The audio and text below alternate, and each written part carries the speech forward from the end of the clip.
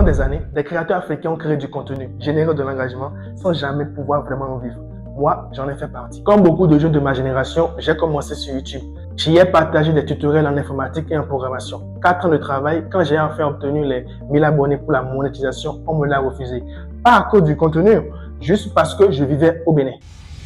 Plus tard sur Facebook, même scénario. Une page avec une vraie communauté. Supprimée du jour au lendemain, sans recours, sans réponse humaine. En parlant avec d'autres créateurs, j'ai compris que ce n'était pas mon histoire. C'est celle de plusieurs créateurs de contenu africains. Même frustration, même silence et même injustice numérique.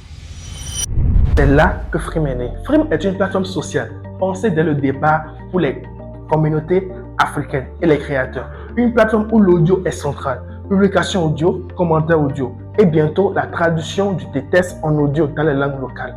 Frime n'est pas construit autour de l'attention, mais autour de la communauté et de la visibilité équitable et de la valeur locale. Aujourd'hui, Frime c'est 400 000 utilisateurs inscrits, 250 000 utilisateurs chaque mois, 85 000 chaque jour, un taux d'engagement de 34% comparable aux grandes plateformes.